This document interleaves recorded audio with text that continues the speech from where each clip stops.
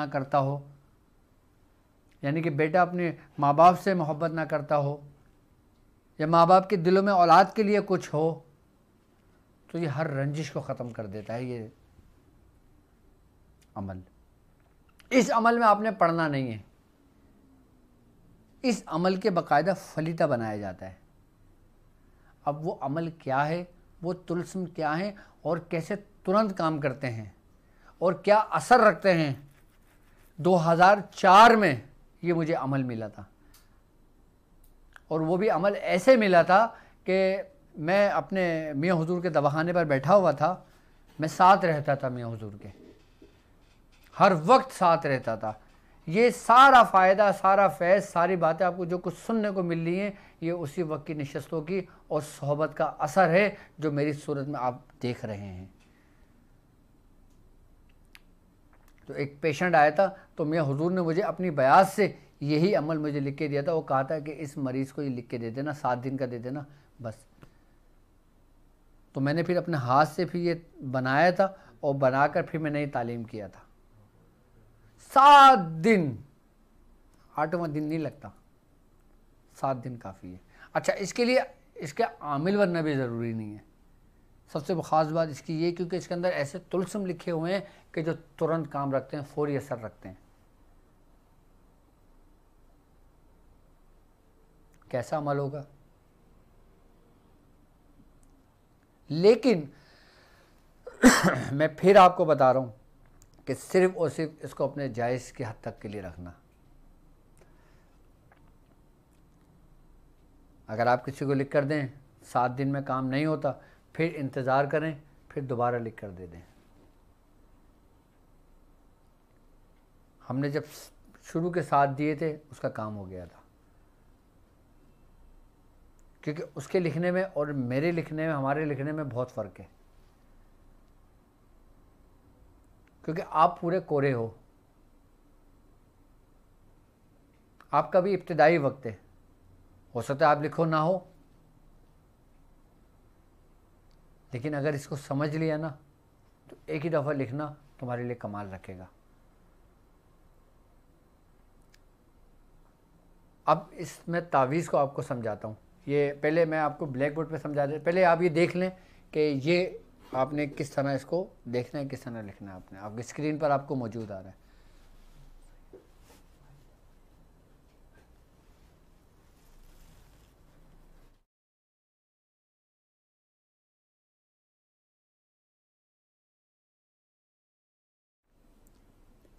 अब ये देखें अमल है, इसमें आपने करना है 1 2 3 4 5 6 7 8 9 10 11 12, ये 12 इसम हैं, ये 12 खाने हैं इसके।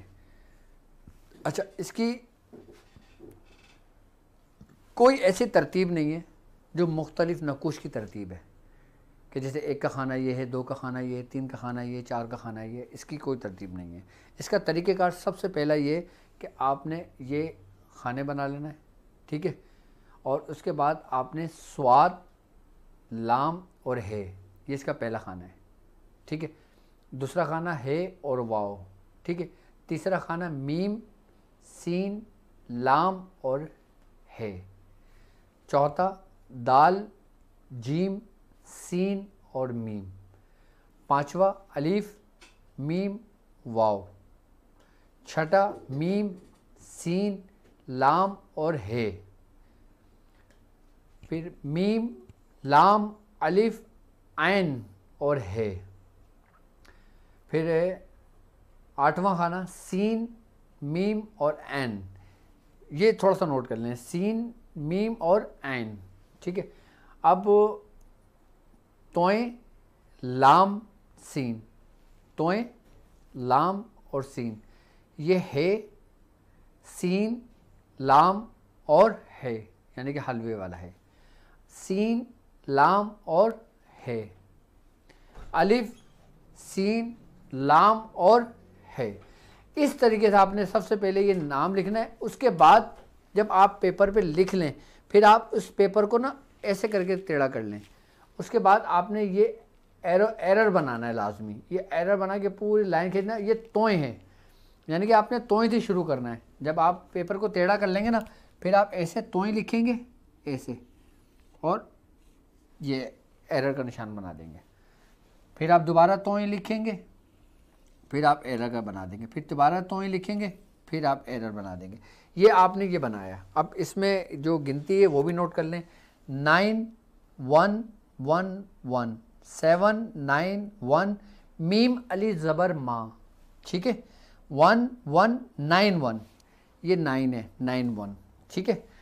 अच्छा, इसकी PDF भी आपको मिल जाएगी, और आपकी स्क्रीनशॉट पे भी मैंने लगा दिया था वीडियो में, आप उसका भी स्क्रीनशॉट ले सकते हो, वो आपको क्लियर नज़र आ जाएगी, बल्कि डिस्क्रिप्शन में भी इसका लिंक मौजूद होगा।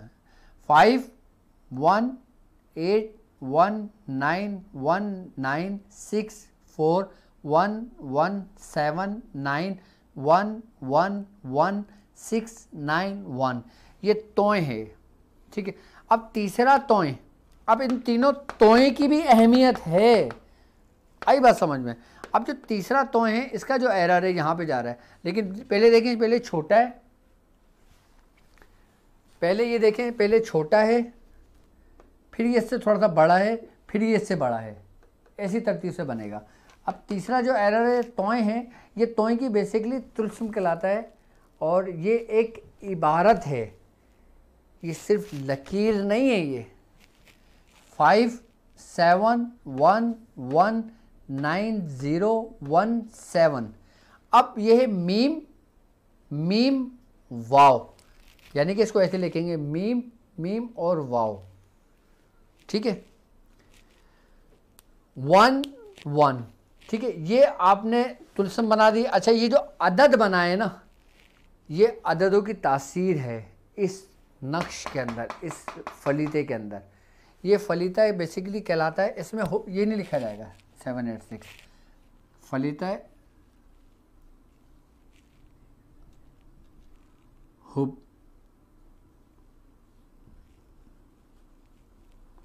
फलीता हुब्बे सुलेमानी, ये फलीता हुब्बे सुलेमानी कहलाता है, ठीक है। अब यहाँ पे लिखेगा तालिब, यानी कि जो कर रहा है, तालिब और मतलूब। अब मिसाल के तौर पे कोई औरत कर रही है मर्द के लिए, फ़लाँ बिनते फ़लाँ अला हुब फ़लाँ बिन फ़लाँ। अगर कोई मर्द कर रहा है तो फ़लाँ बिन फ़लाँ अला हुब फ़लाँ बिनते फ़लाँ। नीचे आएगा बेकरार दिल व जिगर सोख्ता हाजिर शुद, अल अजल अजल अल अजल असाद असाद असाद अलवाहन अलवाहन अलवाहन, ठीक है। ये पूरा फलीता बना दिया आपने, आई बस समझ में। अब करना ये है, इसका जो तरतीब है, इसके जो तरीक़ेकार है, आप देखें आपकी स्क्रीन पर आ रहा होगा, स्क्रीन पर शो करें ताकि इनको तरीक़ेकार समझ में आए। इसका तरीक़ेकार ये है कि इस नक्श को 9 चंदी जुमरात या इतवार या फिर मंगल को लिखकर चमेली के तेल में जलाएं, और चिराग के पास चमेली के कुछ फूल रख दें, और इसको जो आपने जलाना है वो 1 घड़ी 4 पल जलाना है। अब 1 घड़ी 4 पल यानी आधा घंटा, और ये आप 7 रोज़ तक जलाएंगे, 7 दिन तक आपने जलाना है। और चिराग का जो रुख है वो आप मतलूब के घर की तरफ रखेंगे। ये समझ लें कि नक्श मोहब्बत के लिए बेहतरीन नक्श है, और इसकी अपनी तासीर है इस नक्श की। और इसके अंदर एहतियात थोड़ा सा ये कीजिएगा कि जब आप ये काम करें तो दिन का ज़रूर ख्याल रखिएगा। मैंने दिन इसमें लिखा है बाकायदा तौर पे कि या तो 9 चंदी जुमरात से शुरू करें, या इतवार या मंगल, यानी कि चाँद की कमरी जो तारीख़ होती है ना, चाँद की जो तारीख़ होती है, कि जैसे आज 10वां रोज़ा पाकिस्तान में होने वाला है, नहीं 11वां होगा, 11वें रोज़े में दाखिल हो गए, तो इसी तरीके से 9 चंदी जुमरात जो पहली जुमरात हो या तो उससे करें। अच्छा, आम दिनों में नहीं करना है, ये जो दिन आपको बताए ना उन्हीं दिनों में आपने लिखना है ये, ठीक है। अच्छा, इसका तरीक़ेकार ये भी है कि आप रोज़ एक नक्श लिख कर इस्तेमाल कर सकते हो, या फिर अगर आपने किसी मरीज़ को देना है तो आप फिर 9 चंदी जुमरात को लिख लें, या फिर पहले इतवार को लिख लें, या फिर पहले मंगल को लिख लें, जो चाँद के पहला इतवार हो पहला मंगल हो। 7 फलीते ये लिख कर चमेली का तेल चिराग उसमें दे दें उसको। अब करना ये कि आपने इसका बना लिया। अब बनाएंगे कैसे आप, मिसाल के तौर पे कोई कागज़ मुझे दो, कागज़ में समझा दूँ ताकि थोड़ा सा ना, ये वो जिसमें तुम मुझे, वो छोटा वाला वो नहीं है, हाँ मुझे एक पेपर फाड़ के दे दो बस, मुझे सिर्फ एक पेपर फाड़ के दे दो।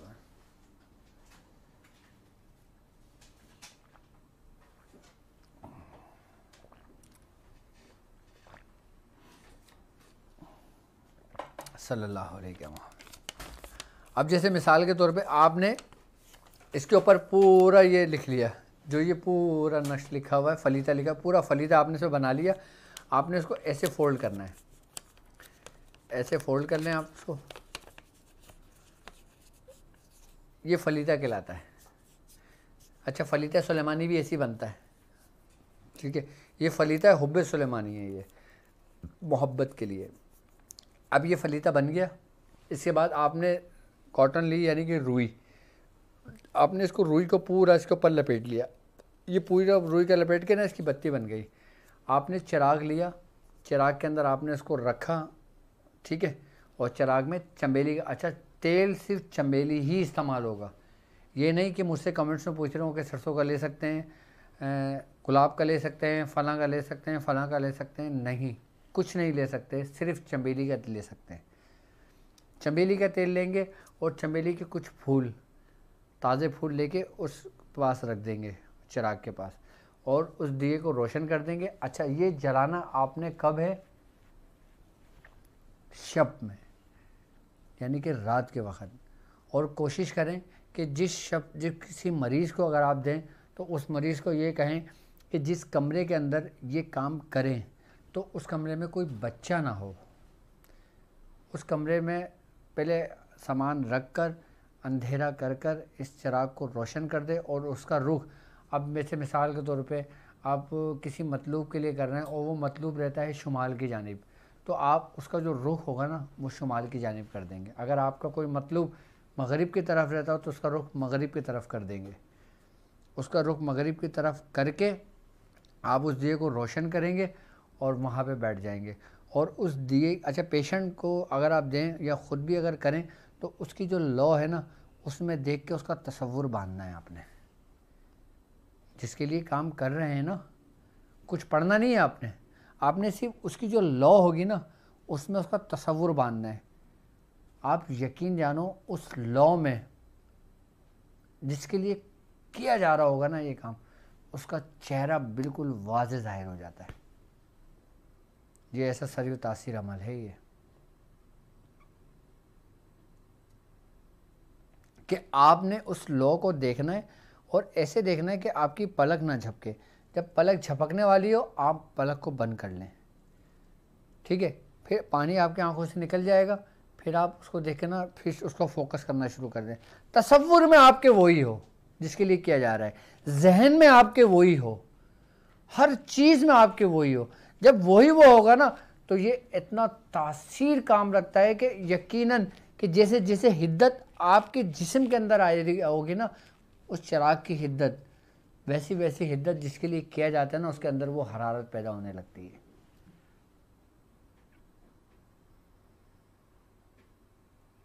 लेकिन मैं फिर आप लोगों से ये कहता हूँ कि मैं ये अमल बताते हुए डरता हूँ, और गलत और नाजायज़ इसका इस्तेमाल आपको तबाह और बर्बाद कर देगा। अच्छा, अब आपके पास अगर कोई आता है, आपको क्या मालूम कि ये जायज़ काम के लिए आया है या नाजायज़ काम के लिए आया है? आपको तो नहीं मालूम। आपको तो फ़ौरन ज़हन में आएगा, अच्छा रुको रुको रुको, डॉक्टर साहब ने बताया था, वो फ़ौरन बयाज़ शादी ढूंढी, उसको निकाला और उसको दे दिया, चाहे वो नाजायज़ काम के लिए आया था। उस सूरत में आप क्या करेंगे? उस सूरत में आप उसको फिलफोर नहीं देंगे, आप उसको नेक्स्ट डे बुलाएंगे, पहले उसका इस्तिखारा करेंगे, और इस्तिखारे में आपका जवाब अगर हाँ आए तो आप देना, वरना ना देना। लोग इन फलीतों के लिए हज़ारों रुपए देने को तैयार होते हैं, लाखों रुपए देने को तैयार होते हैं नाजायज़ कामों के लिए। लेकिन खुदारा इस चक्कर में ना पड़ना। जायज़ काम के भले से आप पैसे तलब कर लेना, लेकिन नाजायज़ काम के लिए हरगिज़ नहीं करना। अब लोग कहते हैं कि जो लोग आमिलीन होते हैं, जो लोग ये अमल कर रहे होते हैं, वो पैसे बहुत चार्ज करते हैं। अब यकीनन जिसका कोई काम किया जाता है, किसका काम उतारा किया जाता है, किसी की पढ़ाई की जाती है, तो यकीनन जो सामान लाया जाता है वो सामान, वो जो आमिल होता है वो कहाँ से पूरा करेगा? अब सबका इलाज तो वो अपने जेब से नहीं करेगा। अब कुछ अमलियात ऐसे होते हैं कि जो बाकायदा पूरे 40 दिन किए जाते हैं। अब कुछ अमलियात ऐसे होते हैं जो पूरे 90 दिन चलते हैं, 60 दिन चलते हैं, 120 दिन तक चलते हैं।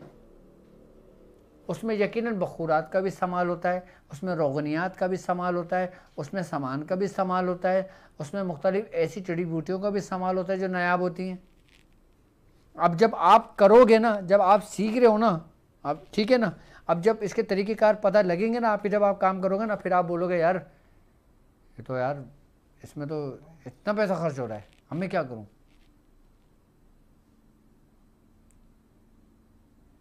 लेकिन इसकी तासीर है कि अगर आपने किसी एक शख्स का काम कर दिया ना, तो वो 10 खुद मरीज लेकर आएगा आपके पास।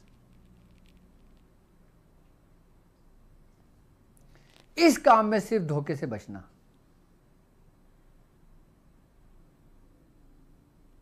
बस, और हविस ना रखना। आपको अगर ज़रूरत 1000 रुपये की है तो आप 1200 रुपये तलब कर सकते हो। अगर आपको ज़रूरत 1000 रुपये की है, आप तलब 1 लाख रुपये कर रहे हो, क्योंकि आप ये फ़न जानते हो, आप ये इल्म जानते हो, आप ये समझते हो। सामने वाला मजबूर, परेशान, लाचार, वो बेचारा क्या करेगा? तो इन चीज़ों का भी थोड़ा सा ख्याल रखना। आप सब कुछ करना, लेकिन जायज़ तरीके से, जो जैसा हमारे बुज़ुर्गों ने किया। आप अगर किसी से ना भी कुछ लोगे ना, और किसी का काम करोगे ना, लोग यकीन करोगे तुम्हें भर देंगे।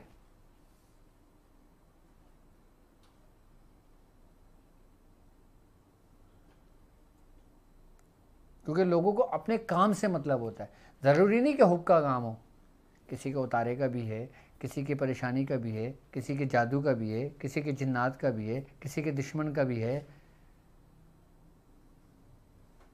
मैं आपको तमाम तरीक़ेकार समझा रहा हूँ, तमाम चीज़ें मैं आपको बता रहा हूँ, तमाम कुछ मैं आपको लिखवा रहा हूँ। यार कौन सा शख्स तुम्हें सब कुछ बता रहा है? कौन तुम्हें लिख के दे रहा है? कौन तुम्हें तरीके समझा रहा है? कौन तुम्हें तैयार कर रहा है? लोग तो हम पर भी उंगलियां उठाते हैं कि हम पैसे चार्ज करते हैं, हम पैसे लेते हैं, हम सब कुछ करते हैं।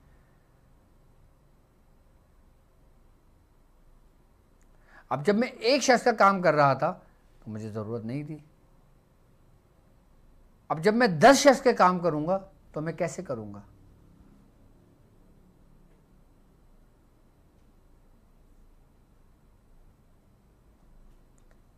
अब मैं आपका इलाज से ज़्यादा मैं आप लोगों को कोशिश करके वो कुछ बता रहा हूं कि आप किसी एक अमल को भी पकड़ लोगे ना, आप लिखो, पूरी बयात भरो, चाहे उसमें हज़ारों अमल मेरे बताए हुए लिखे हैं उसमें हो, लेकिन एक अमल को भी पढ़ के आप करोगे ना, तो आप अपने तमाम मकासद को पालोगे। मैं तो आपको तरीका समझा रहा हूं कि आप अपना इलाज खुद करो, क्योंकि मैं इतने लोगों का इलाज नहीं कर सकता ना। अब मेरा तरीक़ेकार ये होता है, अब मिसाल के तौर पे, अब मैं सिर्फ एक वक्त के अंदर एक दिन में 10 लोगों का इलाज कर सकता हूँ, तो 100 लोग मेरे पास पेंडिंग में पड़े हुए, तो मैं 100 लोगों का क्यों करूँगा भाई? मैं क्यों उनका आसरे पे रखूँगा? मैं पहले 10 का पूरा करूँगा, कि जब 10 का पूरा हो जाएगा, फिर जब जगह को खाली होगी तो फिर मैं आगे पीछे से लूँगा ना किसी को। हमारा तरीका ये नहीं है। अब लोगों को मुझसे शिकायत है कि डॉक्टर साहब हमसे बात नहीं करते, डॉक्टर साहब हमारा काम नहीं करते, डॉक्टर साहब हमें अहमियत नहीं देते। ऐसी बात नहीं है। मेरी नज़र में सबकी अहमियत है, एक छोटे की भी, एक बड़े की भी, एक गरीब की भी, एक अमीर की भी। अब मैं जब पिछला काम कंप्लीट करूंगा तो मैं अगला काम लूँगा ना आपसे, और जिसका काम लेता हूँ उसकी डायरी में हर चीज़ नोट होती है मेरे पास। उसका जब मुकम्मल होता है फिर मैं नेक्स्ट काम लेता हूँ। ऐसा नहीं करता कि हर फ़ोन उठाए, हाँ आ जाओ तुम्हारा भी काम होगा, हर फ़ोन उठाए, हाँ तुम्हारा भी काम होगा। अगर 100 फ़ोन मैं रोज़ उठाऊँ, 100 से पैसे ले लूँ, तो 100 के 100 बदवाएँ देंगे। तो फिर बाद में अमल में, अपने अमाल में, सिलसिले में कोई बरकत होगी? हमने ऐसा काम नहीं किया। हमारे पास अगर 100 फोन आए, हमने 90 को वज़ाइफ बताए, 10 के इलाज के लिए हमने उनको होल्ड किया कि भाई 10 का इलाज कर लेते।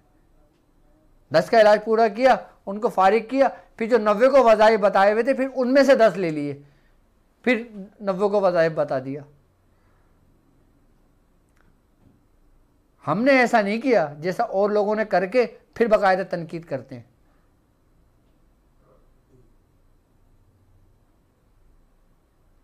और यही तरीका मियां हुजूर का भी है, यही तरीका हमारे साथ चलने वालों का भी है। अब मैं चाहूं हर मरीज का फोन उठा के मरीज को लेना शुरू कर दूं, और हर मरीज तो किसको देख रहा है? मुझे देख रहा है ना, भरोसा कर रहा है ना, सिलसिले पे भरोसा कर रहा है ना, खानदान पे भरोसा कर रहा है ना। अब जब उसका भरोसा टूटेगा तो वो बिखरेगा नहीं, फिर वो उसका एतबार, उसका यकीन, उसका भरोसा रहेगा। वो लोग क्या कहेंगे, क्या ये सिलसिले की तालीमात थी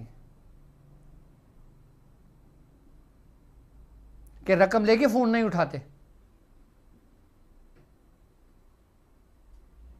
अब हमारा तरीक़ेकार क्या है, हम बाकायदा बता देते हैं। अब पेशेंट पोर्टल आपके लिए क्यों बनाया है मैंने?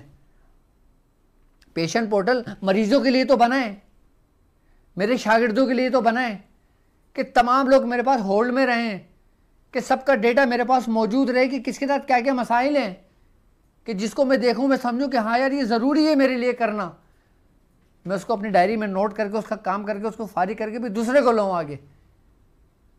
और पेशेंट पोर्टल इस अंदाज से बनाया है कि आपका जितने दिन का इलाज होगा हमारा सिस्टम आपको खुद रिमाइंडर कराएगा। आपको पूछने की जरूरत नहीं पड़ेगी कि डॉक्टर साहब मेरा काम चल रहा है या नहीं चल रहा।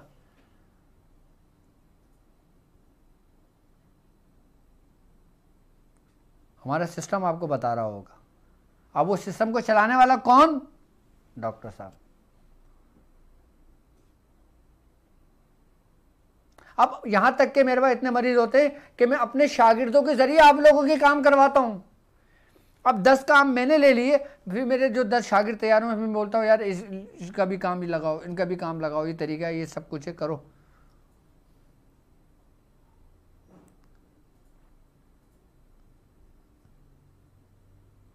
तो भाई हर चीज़ का एक तरीक़ेकार होता है, एक वक्त होता है, एक टाइम होता है।